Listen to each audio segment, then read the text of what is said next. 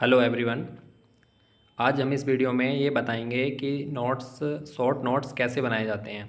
मुझे बहुत मैसेज आ रहे थे कि जो पेड ग्रुप में हम नोट्स सेंड कर रहे हैं उसको हम अपनी कॉपी में किस प्रकार से नोट करें जिससे कम टाइम लगे और सारा हमारा नोट डाउन हो जाए। तो उसमें जो है मैंने कुछ एक दो पेपर बनाए हैं। इस प्रकार से जो है आप उन नोट्सों को नोट कर सकते हैं और उसमें जो आपको याद है आप उसको स्किप भी कर सकते हैं। लेकिन जो इम्पोर्टेंट चीज़ें हैं, क्योंकि हम मैक्सिमम PYQ कवर करके चल रहे हैं और उसका एक्सप्लेनेशन ही उसमें डाल रहे हैं, तो अभी भी अगर कोई आप ग्रुप में जुड़ना चाहता है तो ग्रुप में जुड़ सकता है। टेलीग्राम पे हमारा एक छोटा सा पेड कोर्स चल रहा है जिसमें हम री एग्ज़ाम की तैयारी करा रहे हैं, तो उसमें आप जुड़ सकते हैं। टेलीग्राम पे सर्च कर सकते हैं डियर सर 1234567 बिना स्पेस के, तो वहाँ पे आपको जानकारी मिल जाएगी या कमेंट बॉक्स या डिस्क्रिप्शन में भी उसका लिंक दे दिया जाएगा। तो नोट्स बनाते कैसे हैं आज इस वीडियो में डिस्कस करेंगे। तो हमने एक टॉपिक लिया है नीति आयोग। इसको हमने बहुत अच्छे से उसमें कराया हुआ है, लेकिन क्योंकि इससे जो है UKSSC के पिछले 8 एग्जाम में 6 प्रश्न पूछे हुए हैं और कम से कम 14 या 15 बार जो है UKSSC ने इसमें से क्वेश्चन पिछले पेपरों में पूछे हैं। तो क्वेश्चन किस प्रकार से पूछे हैं वो भी हम देख लेंगे। तो नीति आयोग है, नीति आयोग की फुल फॉर्म हमने सबसे पहले लिखी, national institution for transforming India. तो ये नीति आयोग की फुल फॉर्म है। थिंक टैंक, तो हमें खाली जो है ये नहीं लिखना है कि ये सरकार के लिए थिंक टैंक का कार्य करता है, क्योंकि हमें कोई मेंस वेंस नहीं लिखना है, लेकिन ये ग्रुप सी की तैयारी चल रही है तो उसमें हम क्या करना है, थिंक टैंक का कार्य करता है। तो ये हमें पता है, तो हमने सिर्फ थिंक टैंक लिख लिया। उसके बाद सहकारी संघवाद को बढ़ावा देता है, सिंपल सा है, ये हमने कुल एक वर्ड लिख लिया। सहभागी न्याय संगत आर्थिक विकास ये करता है। स्थापना, अब हमने क्या है कि 1 जनवरी 2015 लिखा है। अगर ये हमने चीज़ें पढ़ी हैं तो हमें इसके आगे स्थापना लिखने की ज़रूरत नहीं है, नोट्स में ये लिखने की ज़रूरत नहीं होती है। अगर आप शॉर्ट नोट्स अपने लिए बना रहे हो तो उसमें आप ये मत लिखो कि स्थापना 1 जनवरी 2015 को हुई, क्योंकि आपको याद आ जाएगा देखते ही। दीर्घकालीन नीतियाँ बनाता भी है और उसकी निगरानी भी करता है, तो ये हो गया। विशेषज्ञों को शामिल कर सहयोगी दृष्टिकोण अपनाता है, ये राज्य और केंद्र शासित प्रदेशों के जो विशेषज्ञ होते हैं उनको शामिल करके एक सहयोगी दृष्टिकोण अपनाता है।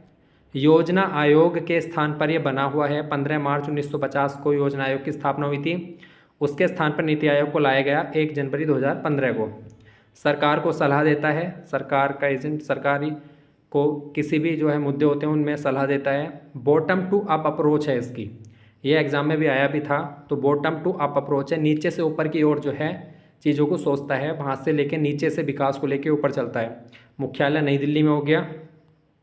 राज्य स्तर को बात रखने का अपना मौका देता है। अध्यक्ष जो हैं नीति आयोग के PM होते हैं।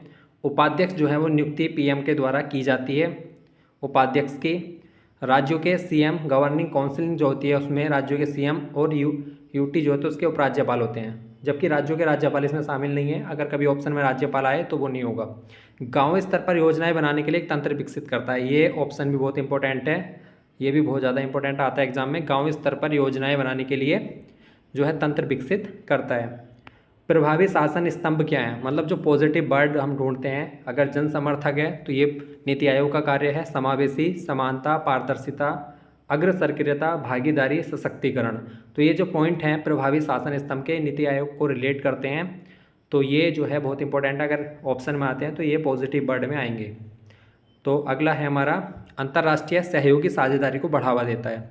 इसमें कुछ नीति आयोग ने पहल शुरू की हैं, उनके बारे में थोड़ा पढ़ लेते हैं। SDG इंडिया इंडेक्स जो है, भारत 2020-21 में 66 रैंक थी, 2023-24 में 71 रैंक आई है, स्कोर है भारत का।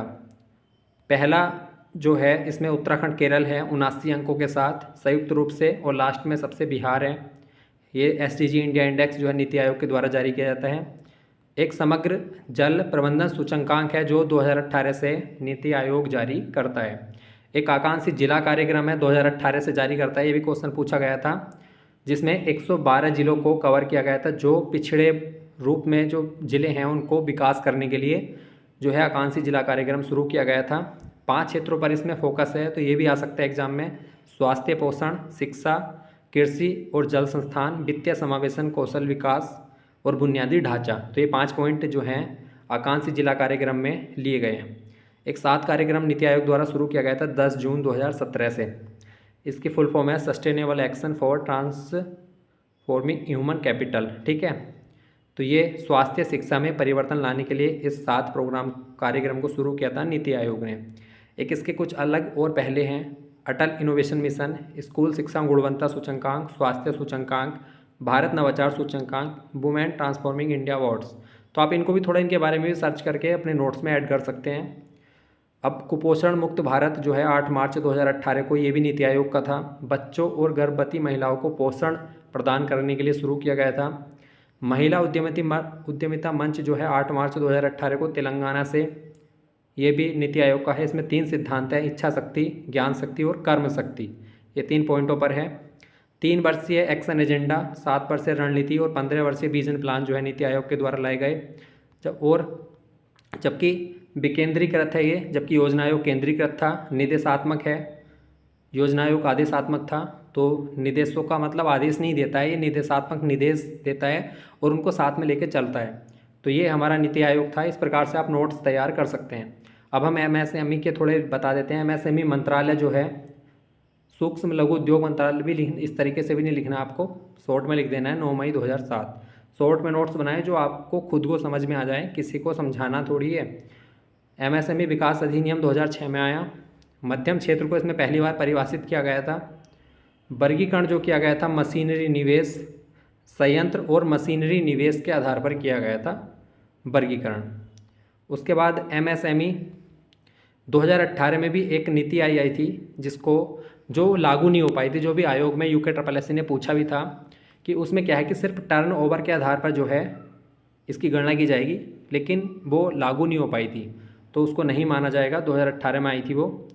उसके बाद 2020 में आया MSME संशोधित नीति, जिसमें सूक्ष्म के लिए निवेश 1 करोड़, टर्नओवर 5 करोड़ था। लघु के लिए 10 करोड़ निवेश, 50 करोड़ टर्नओवर था। और मध्यम के लिए 50 करोड़ निवेश और 250 करोड़ टर्नओवर था। 5 गुना हो रहा है इसका, इस तरीके से आप याद रख सकते हैं। 1, 10, 50 और उसका 5 गुना टर्नओवर। अब इसमें क्या किया है, MSME संशोधन हुआ है 1 अप्रैल 2025 से, जिसमें निवेश और टर्नओवर के लिए चेंज हुआ है। निवेश क्या हुआ, निवेश में 2.5 गुना बढ़ोतरी हुई है और टर्नओवर में 2 गुना बढ़ोतरी हुई है। तो जैसे 1 करोड़ था सूक्ष्म के लिए, अब 2.5 गुना हो गया, ठीक है। इसका 5 था तो इसका 2 गुना हो गया 10, तो मतलब यहाँ पे 2.5 गुना, यहाँ पे 2 गुना। इसी प्रकार से बाकी का देख लीजिए, वहाँ पे 10 है तो यहाँ पे 2.5 गुना हो गया 25, यहाँ पे 50 है तो यहाँ पे टर्नओवर हो गया 100। इसी प्रकार से 50 है तो यहाँ पे 2.5 गुना 125 और यहाँ पे 250 है तो उसका 2 गुना 500। तो याद करने का आपका अच्छा हो जाएगा। यहाँ पे 2.5 गुना वृद्धि हुई है और यहाँ पे 2 गुना हुई है। 1 अप्रैल 2025 से हुआ है और ये बहुत इंपॉर्टेंट भी है, एग्जाम में आएगा भी, तो इसको आप अच्छे से तैयार कर लें। उसके बाद MSME की जो पहल है, PM मुद्रा योजना, उद्यम पंजीकरण, चैंपियन पोर्टल 9 मई 2020 से, MSME समाधान और jam government e market plus. तो ये जो है MSME की पहल है। PM मुद्रा योजना, यहाँ से भी बहुत प्रश्न आते हैं। अप्रैल 2015 में शुरू हुई, बहुत बार एग्जाम में आए हैं। इसके लिए ऋण दिए जाते हैं। शिशु ऋण जो है 50,000 तक का, किशोर 50,000 से 5 लाख, तरुण 5 लाख से 10 लाख तक। तो आप इतने शॉर्ट में बना सकते हैं। कुटुम्बश्री 1997 से केरल में अति लघु साख कार्यक्रम जो है वो कुटुम्बश्री के नाम से चल रहा है 1997 से। 20 सूत्रीय कार्यक्रम 1975 में आया। 1982, 86, 2006 में संशोधन हुआ। आर्थिक विकास जो है, आर्थिक विकास क्या होता है, आर्थिक विकास होता है जब निचले स्तर तक व्यक्तियों की प्रति व्यक्ति आय, उनकी शिक्षा, स्वास्थ्य, मतलब किसी एक व्यक्ति को जो है लेके अगर हम चीज़ों में सुधार हो रहा है तो वो होगा आर्थिक विकास। तो उससे संरचनात्मक परिवर्तन आते हैं। आर्थिक समृद्धि क्या होती है, जब लोगों के जीवन में तो सुधार होता नहीं है लेकिन देश की GDP में वृद्धि होती है। मतलब मान लीजिए कि डेवलपमेंट इतना हो रहा है कि लोगों के एक तो शुद्ध ऑक्सीजन नहीं मिल पा रही है, बहुत ज़्यादा इंडस्ट्रियल एरिया बढ़ गया है, तो देश की GDP में तो वृद्धि होगी लेकिन व्यक्ति के जीवन में गुणवत्ता में सुधार नहीं होगा, तो उसे आर्थिक समृद्धि कहते हैं। आर्थिक विकास जो है संरचनात्मक विकास होगा, जबकि आर्थिक वृद्धि से GDP में बढ़ोतरी होगी। संपोषित विकास जो है इससे पर्यावरण संबंधित है और जीवन की गुणवत्ता जो है वो स्वास्थ्य से संबंधित है। जब स्वास्थ्य अच्छा होगा तो जीवन की गुणवत्ता भी, क्वालिटी लाइफ जो है वो भी सुधर जाएगी। स्टैंड अप इंडिया 5 अप्रैल 2016 से, ये भी पूछा हुआ है एग्जाम में। महिला SC ST के बीच उद्यमिता को बढ़ाना, 10 लाख से 1 करोड़ तक का ऋण जो है इसमें मिल सकता है। मेक इन इंडिया ये भी 3-4 बार एग्जाम में आया हुआ है। पहले तो इसकी डेट शुरू देखें 25 सितंबर 2014 कब शुरू हुआ। और मुख्य स्तंभ जो हैं ये 4 हैं, पूछा जाता है इनमें से कौन सा नहीं है। तो नई प्रक्रियाएँ, नया बुनियादी ढांचा, नए क्षेत्र, नई मानसिकता, ये 4 पॉइंट हैं, इनको अच्छे से नोट कर लें। निवेश विनिर्माण को बढ़ावा देना जो है इसका उद्देश्य है। अब बात करते हैं क्वेश्चन एग्जाम में यूके SSSC ने पूछा था प्रतिकर्ष और अपकर्ष दोनों का जो है पलायन से ही संबंधित है, प्रवास है। उसमें क्या होता है, प्रतिकर्ष मूल स्थान छोड़ने के लिए मजबूर होना। वो क्यों होगा मजबूर? गरीबी बेरोजगारी के कारण। जब आदमी मजबूर हो जाता है कि गरीबी हो जाती है, बेरोजगारी, तो वो बाहर कमाने जाता है, तो वो उस स्थान को छोड़ना नहीं चाह रहा है लेकिन मजबूरी में छोड़ के जा रहा है, तो वो हो गया प्रतिकर्ष। जबकि अपकर्ष क्या है? नए स्थान पर आकर्षित होना। मतलब पुराना स्थान पे भी उसका ठीक चल रहा था काम, लेकिन नए स्थान के लिए वो इसलिए जा रहा है क्योंकि वहाँ पे नगरीय सुविधा दिख रही है उसे, मतलब बेटर लाइफ वो जी सकता है। पुरानी जगह भी ठीक चल रहा था, लेकिन प्रतिकर्ष में क्या है कि पुरानी जगह उसका ठीक नहीं चल रहा है, इसलिए वो छोड़ के जा रहा है मजबूरी में। लेकिन यहाँ मजबूरी नहीं है, यहाँ वो नए स्थान से आकर्षित हो रहा है, तो इसलिए उसे अपकर्ष कहा, इसे प्रतिकर्ष कहा। दोनों प्रवास के ही उदाहरण हैं। अब आता है एक प्रश्न यहाँ से आया था, जनांकीय परिवर्तन सिद्धांत। तो यहाँ से मतलब इस तरीके के जो टॉपिक हैं उनके छोटे छोटे पॉइंट ही आप नोट करके रखें, यहाँ से एग्जाम में क्वेश्चन रिपीट हो सकते हैं। ऐसे ही हर सब्जेक्ट के करें, खुद से इतना प्रयास करें तो बहुत ज़रूर इम्प्रूवमेंट होगा। इसमें क्या है कि अवस्था के हिसाब से जो है जन्म और दर मृत्यु दर घटती बढ़ती है। तो पहली में क्या होता है, उच्च जन्म दर होती है, उच्च मृत्यु दर होती है। तो बैलेंस है चीज़ें, मतलब जन्म दर भी अगर बढ़ रही है तो मृत्यु दर भी बढ़ रही है, ठीक है। सेकंड में क्या है, जन्म दर तो बहुत उच्च हो जाती है लेकिन मृत्यु दर कम हो जाती है, तो ऑब्वियसली सी बात है जनसंख्या बढ़ जाएगी। तो क्वेश्चन आया था कि जनसंख्या कौन सी अवस्था में ज़्यादा बढ़ जाती है, तो सेकंड वाली में जो है जन्म दर जो है जनसंख्या बढ़ जाती है। थर्ड वाली में दोनों एक कम होती हैं। तो आपको इस तरीके से लिखना है कि जो आपको दिमाग में फिट हो जाए और याद भी रहे। तो ये अब आया उपभोक्ता संरक्षण अधिनियम 2019 जो 20 जुलाई 2020 से लागू हुआ, और इसने उपभोक्ता संरक्षण अधिनियम 1986 को प्रतिस्थापित किया। इसमें क्या है, न्याय मंच की सीमा जो है 50 लाख तक जिले में, राज्य में 50 लाख से 2 करोड़ और राष्ट्र में 2 करोड़ से अधिक। तो इसमें क्या हुआ, बीच में थोड़ा संशोधन हुआ था, इसकी सीमाएं बढ़ाई गई थी लेकिन वो अभी तक लागू नहीं हुआ है। तो ये इतनी ही हैं। तो ये इस प्रकार से मैंने थोड़े नोट्स बना के आपको दिखाए हैं कि आप किस तरीके से नोट्स तैयार करें। बहुत कम नोट्स में आप बहुत सारी इंपॉर्टेंट चीज़ें कवर कर सकते हैं। तो इस प्रकार से जो हमारे पेड कोर्स की चीज़ें हैं उसमें सब चीज़ लिखने की ज़रूरत नहीं है, आप अपने शॉर्ट नोट्स उसमें से बना सकते हैं। उसमें हमें समझाने की वजह से ज़्यादा डालना पड़ रहा है, फिर नहीं तो समझ में नहीं आ पाएगा। तो इसलिए आप अपने तरीके से उसको लिखें जिस तरीके से मैंने बताया।